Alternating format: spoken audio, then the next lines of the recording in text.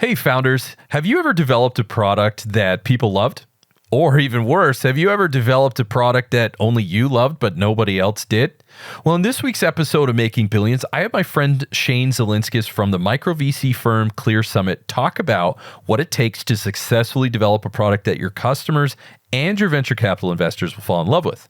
Building products that customers adore and VC loves are all skills we need in our pursuit of making billions.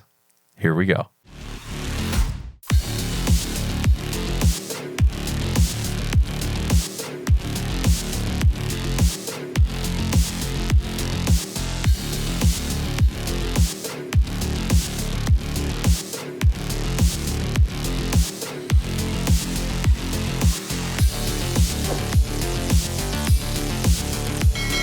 Hey, welcome to another episode of Making Billions. I'm your host, Ryan Miller, and today I have my dear friend, Shane Zillinskas. Shane runs a micro VC firm, Clear Summit. It's a firm that specializes in building software that moves your startup from 0 to 1. See, their products have gone on to raise over $200 million from some of the best venture capital firms in the industry. He's an expert in software development, lean startups, and a digital prototype development. So what this means is Shane and Clear Summit know how to get founders across the finish line and successfully build products that their industry will love. He's bringing his wisdom on successful product development to all our fans around the world. So Shane, welcome to the show, man. Thanks, Ryan. Super excited to be on. I've really enjoyed listening to your podcast and getting to know you over the last few weeks. Yeah, man. It's fun to have you on the show. And, taking the angle that you have, this micro VC is kind of a very cool concept. I think a lot of our founders, especially in this digital age, when they're building software, they don't realize that this is an option in the industry. So this episode is very much focused on founders as well as funders, but anybody in this space in product development, regardless of what it is, you're developing something for your industry, and your firm helps people to do that. Now, before we get into that, maybe you can help us understand, how did you get into this industry and where did it start for you? Yeah, I've been coding for a long time before I went to college for it, but I went to the University of Virginia for a computer engineering degree. Left there and then moved up to DC to work with a company that's now owned by Airbus, working with Lockheed Martin and the FAA, building flight control systems for air traffic tower controllers. That was interesting, but I didn't like working with the government, just mainly because it moved slower than I wanted to move. And so because of that, I went into consulting, began consulting and revamping media systems. There was a company in Richmond, Virginia. It's now owned by Berkshire Hathaway. I revamped their system, relaunched it. And then I started working with startups and Fortune 500, 5,000 companies, really taking them from 0 to 1 on products. So whether that's front end, back end, product, strategy, and that's really where I cut my teeth in on that. Did that for a few years, and I was in Richmond at the time with my now wife. Kind of looked at each other and said, well, our next move here is to buy a house and get the white picket fence and get a dog, and we just weren't ready for it. And around that time, I discovered Tim Ferriss's 4-Hour Workweek. Oh, yeah. And yeah, I read it and I was like, all right, this sounds cool. We wanted to move to California. That was kind of where we were thinking, Los Angeles or San Francisco. Weren't sure yet, but I read it and I was like, all right, well, why don't we go to Europe for a month beforehand? So I was trying to work my wife up to it. So I said, let's go for a week. And then I was like, but read this book first before you decide. And she came back and she said 2 weeks. And I was like, perfect. I just come back with 3. We're set at a month. It's going to be great. So I came back with 3 weeks and she just looks at me and she's like, why don't we go as long as we can? So we just ended up putting everything in storage. We didn't know where we were going to end up really, and bought one-way tickets to Europe and, went to a bunch of different places. I have some family over there, so it was nice to see them. And then came back and traveled around the States for a while as well. And about 9 months later, ended up in Los Angeles. I remember being on the road 30 minutes before the turnoff, whether we should go to San Francisco or Los Angeles. And it was like, all right, which one are we going to do? And we just ended up picking Los Angeles to see how it would work. And yeah, it stuck for, so that was really fun. During that time, while I was traveling in Europe, people started reaching out to me and asking me to build stuff. I guess I created the space for that and the opportunities started arising. Originally, I just intended to do a little bit of consulting here and there to allow us to just keep traveling and doing that. And then it started becoming more work than I had the ability to handle myself. So I started, bringing on a team of freelancers and contractors. And then after we got to Los Angeles, we kind of looked at the business and we're like, all right, I think at this point we want to start bringing on full-time people and growing out this as an agency. So That was 8 years ago. Wow, 8 years ago you started that. What a journey! I mean, you're inspired. You went all in on that 4-hour work week, and then you go to Europe, and then move back. I think it was about 9 months, and then in LA, and started, and you launched Clear Summit. That's awesome. So maybe you can walk us through a little bit about what is Clear Summit, this micro VC. I mean, tell us. We've got entrepreneurs, we've got people in almost 100 countries around the world that are just hear this for the first time, man. This is awesome. So maybe walk us through a little bit about Clear Summit, what it does, what people can expect working with you or any micro VC. Yeah, definitely. So we're product consultants. So we do product, we do UI, UX, engineering, front end and back end, shipping, launching, strategy, and then the agile process, iterating and learning from those results from like analytics and things like that we put out. We have a process that we run people through for that. It's we start off with what we call product liftoff, and product liftoff is about a 4-week exercise.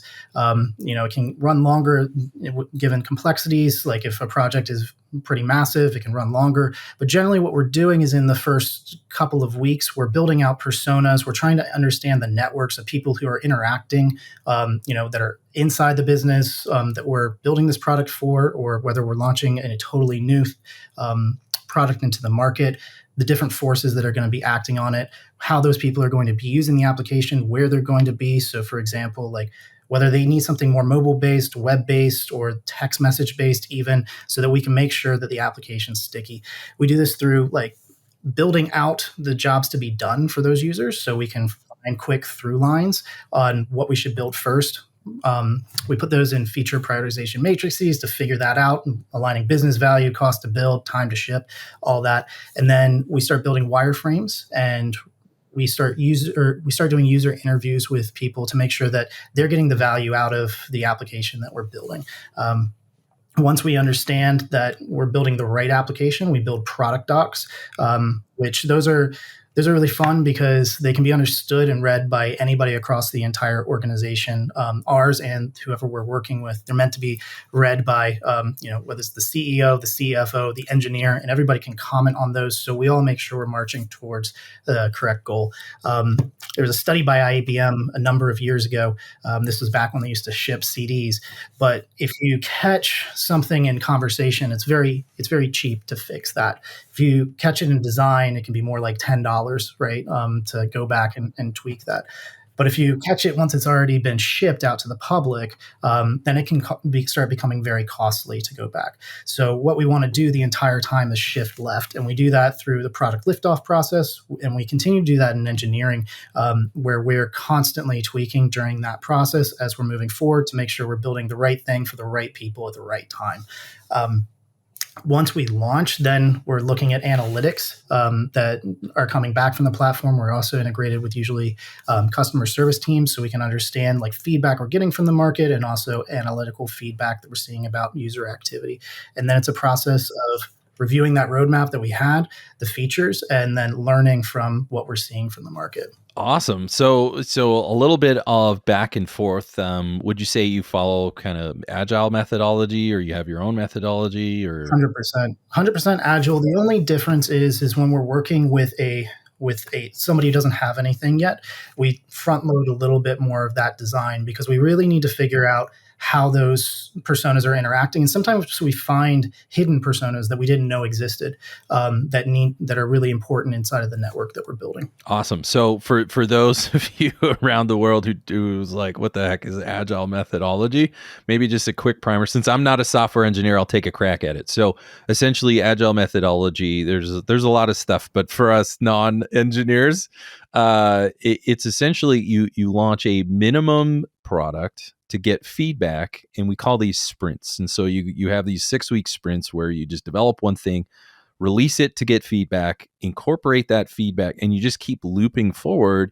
And one of the benefits that come from this agile is that you're constantly getting these what we call feedback loops all through the development cycle. So by the end, you've actually incorporated your end user's feedback all the way through the development. So by the time you're actually done, you've developed something that somebody wants. And that's one of the biggest reasons why startups fail. In my opinion and in my experience, I've seen that a lot of people build brilliant things that nobody wants, right? So that sucks. That's a kick to the ego and any founder's ego. So following Shane's methodology at Clear Summit, you're able to develop a product, and they help you, they guide you through, and they partner with you the whole way through, and they're able to help you to build a product and mitigate those risks of why founders and products fail. Would you agree with that sentiment? Yeah, 100%.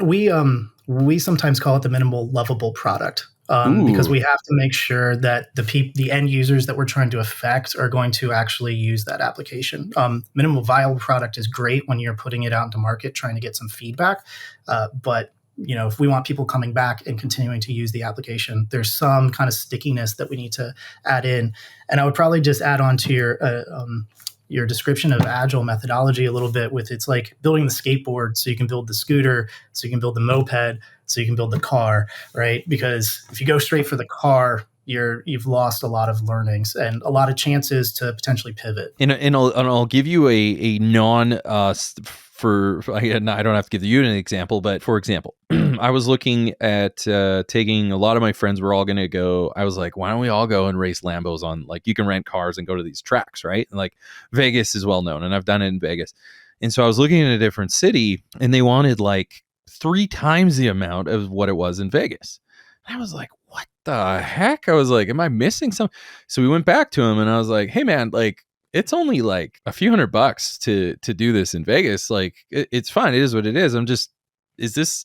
And they're like, well, no, because our track is professional and it's a little bit bigger and all our drivers are professional, blah, blah, blah. So what does this mean to software or product development? I talked to this person who, after we kind of looked at that, and I said, here's a good business lesson is you can overdevelop your product where you can go to what you believe is the most premium product. You have this like professional to scope track that it's the same as what professional drivers do, and we have only the best professional drivers. And then people like me are like, yeah, I don't know if that's that great. I guess I just want to have fun in a cool car, You man. might not notice it. Yeah, I probably so for this guy who's like a connoisseur of racing, and good for him, I was kind of like, to him, he's like, oh no, it's got to be like absolutely the exact racing experience. And he was trying to replicate that. And he overdeveloped his product to the point where he priced himself 3 times out of the market, and then wanted me to still pay for it because of all of these things that he built and invested money in that I didn't care about. I was like, I feel like I'm not going to pay 3 times. Like, paying 3 times the cost doesn't give me 3 times the joy. You know what I'm saying? And so going through that agile methodology, especially under the guidance of Shane or any micro VC or anyone that really understands product development, you build the skateboard to build the scooter, and you slowly start ramping it up based on feedback so that when you're done, you've built something with the features that people want. And also you don't incorporate features that you find cool and no one else does. And so following this methodology is really important so that you're not finally acquiring or getting customers calling you and they're like, wait, how much? You're like, bro, you're 3 times, like, you're not giving me that much benefit for 3 times the cost. And so, whoops. But I mean, after you built this monster racetrack, right? It's like, what are you going to do? Like, the thing's built, man. Like, this is what I mean. So startup, it does matter how you develop the product. And if you develop it with the encouragement and you do these feedback loops through your development cycle, you're still able to build a product that's priced appropriately with the right kind of benefits that your market is looking for. Imagine that. How can you fail? Right? So we're in better shape, and Shane certainly helps to get people across the line doing those feedback loops. So, as we round third base, I'm just curious. So you've helped founders, a lot of your companies that have come to you for support, you're well over 200 million from some of the best VCs in the company, in the industry.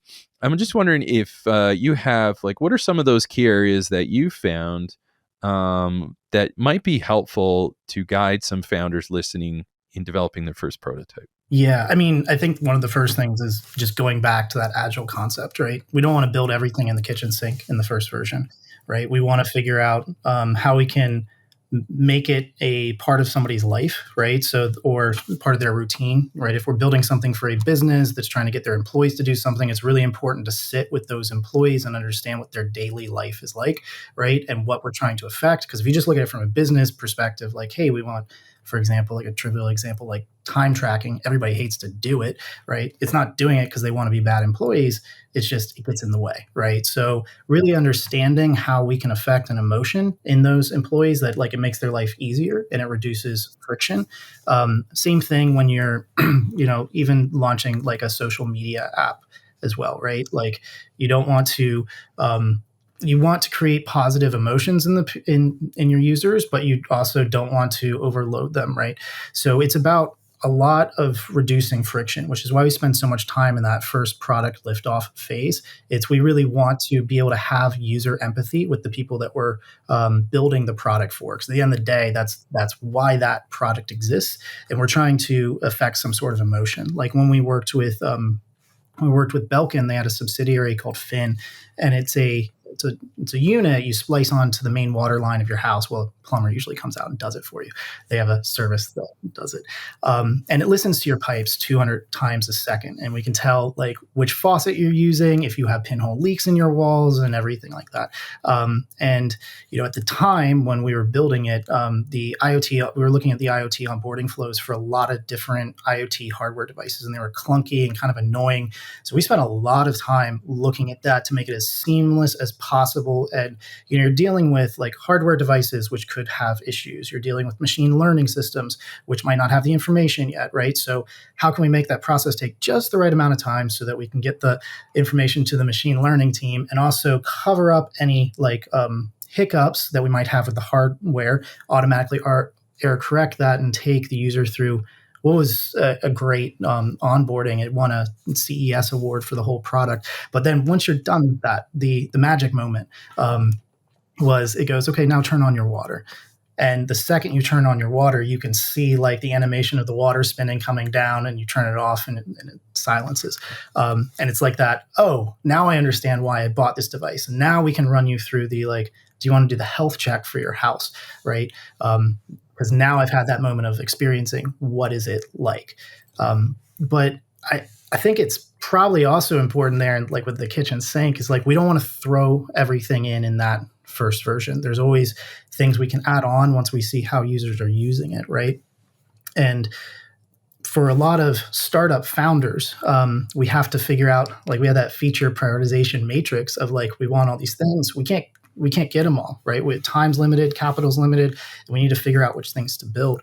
And so sometimes it's a little bit of playing the wizard behind the scenes, which is basically means like there's a human somewhere in the system moving something around to make the magic happen, if you will. And I talked with the CTO of Ticketmaster a few years ago, and he had a great quote that stuck with me about it, which is nobody really cares if it's 1,000 people in the basement with abacuses or if it's AI.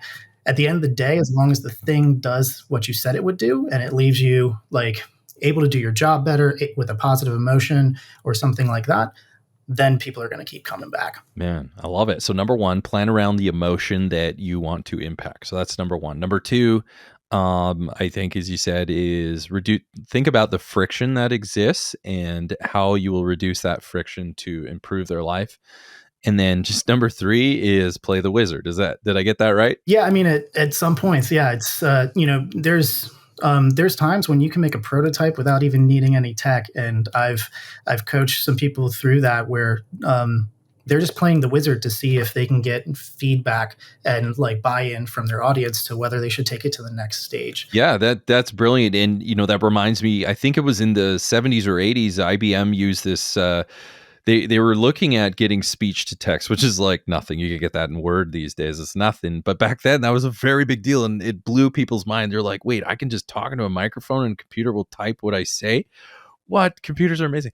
And so they brought these people in. I think it was a hotel room or something where they brought them in and they would speak to the microphone, and then they would see the monitor in front of them and they would see the words start to appear. And they're like, oh my gosh, I would love this. And so they were playing the wizard. And the wizard part was it wasn't a computer typing it. It was another typist, I believe, another lady in the room next door who was hearing them speak into the microphone, and she was typing what they were saying manually. Right, there was a human or a ghost in the machine, and then it was coming back, and they thought this was the computer, and so they were testing to say, do people even want this? Right, is there a desirability around this product? And so they play. Obviously, that's not a sustainable actual product, but there are ways that you don't have to build and spend all this money to test prototypes. The first thing you want to do is like, does the market, like, will this even land? Will people even get excited about the possibility of this innovation? And, one counter example. So that worked, and that was a wild success. One counter example that I I always laugh about. Do you remember Google Glass? Mm-hmm. And they would call the people that would wear them, they were being called glass holes. So like, so people, you remember that? So then people, they would wear them, and I just picture people walking into a pub, just minding their own businesses as they always do. But then everyone was like a little bit comfortable when they're being surveilled, or that's and so people started acting natural, and they're very uncomfortable, and they're like, "Bro, take those off, man." And so they created this product, and maybe that was their prototyping, but they created this product that, while it was cool, while it was innovative, the market didn't really want it. And so there's endless supplies of tombstones products that just didn't hit, right? And this is Google. I mean, they had all the money that you would ever want, and even they can have epic failures. So really getting your market fit, what emotion, and I think this just shows how professional you are, is in the development product. Just think about the emotion that people will experience using your product. And had Google done that with Google Glass, I bet they would have developed a different product, or wouldn't even have spent that much money in the beginning. Would you agree? Yeah, there's like an inflection point in the process where there's like you can test up to a certain amount, and after that, it becomes like that's where you start spending like a magnitude order amount of money in order to accomplish something. It's about trying to find right before that point, so you can get the most amount of information, so you can make the decision whether to continue or not. And I think like what you touched on a little bit with like Google Glass, like there is a big social pushback to it, right? And sometimes society just doesn't want certain things. Like I even feel like with Amazon now is shutting down their Alexa service. Well, they're not shutting it down, but they're winding down the team. They're not putting as many people on it. People were creeped out. They're like, oh, the CIA is going to listen to everything I'm listening to, and it got a lot of pushback. And when you look at technology and society, there's two kind of concepts there, which is like social constructivism and technological determinism. And the social constructivism is where we look at how society influences technology, right? And you see this through laws, you see this through like, our fear of being listened to and things like that, which exists in certain societies and don't exist in others. Yeah, and whereas technological determinism is basically the concept that like if I build it, they'll come. Basically, like technology is the main driver of more technology. So what I'm hearing is you have to appreciate those competing forces, and or sometimes they compete. I guess sometimes they work together. But so understand, how will society respond? So not just the end user, but just as a whole, how will this impact the society as it's using it? Consider that in your product development. And then also don't just have this idea as like, I don't know, I think it's cool, so if I build it, everyone else will think it's cool as well. And you're like, well, slow your roll, big guy. That's not always the case. Just like that racetrack example that we talked about. I'm like, I know you, and maybe the guy was a professional racer back in the day, and this was his dream, which is awesome.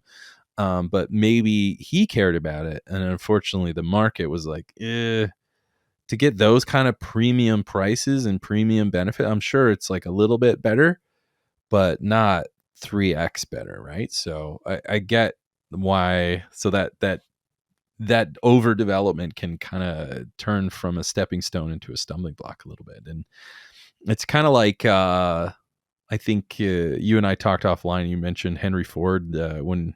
What was that famous quote? He said something like, if I asked people what they want, they would have told me a faster horse. Right. And so that's kind of like your social constructivism. Well, yeah, that's society. But Henry Ford was like, I believe in this, the visionary of pushing it through. But, society looked at the car and was like, we've never been over 20 miles per hour before, right? Like, actually, I think that was the train. But it's the same kind of concept where it's like the pushback from society. And so that's a prevailing headwind that you have to push through if you're going to do that, which takes more user empathy, more understanding of like how these people are going to embed the technology you're building in their lives so that you can, push through that. Perfect. So there was a lot of good stuff. So plan your emotions, the friction, all these other things. And so as we wrap things up, is there anything else, like how can people get a hold of you? Where do they find you if they find this interesting and they wanted to learn more? I certainly encourage people to do that, but how can they get a hold of you? Yeah, you can reach out to me at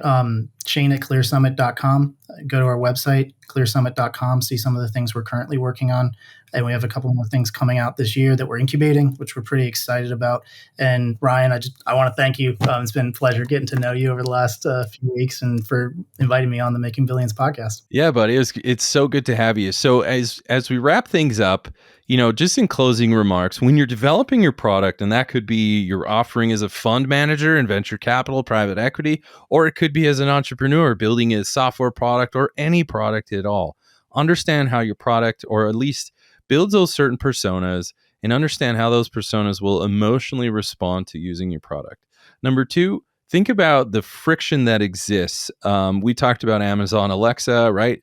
Nobody has time to order stuff on their phone. I just want to speak to the air and my hot sauce shows up in my mail, right? So I knew exactly what they're doing. They're trying to reduce friction, make it as easy as possible to transact. And then, sometimes play the wizard. Number 4, play the wizard. You don't always have to overdevelop things. Sometimes you could just be like the CTO of Ticketmaster when he's like, no one cares, man. Like if it's 1,000 people in the basement with an abacus or AI, either way, as long as it delivers on that value, and then really understand how will society respond, and don't get too caught up in the if you build it, they will come. Developing products and bringing those products to market successfully are all the skills that we need in our pursuit of making billions.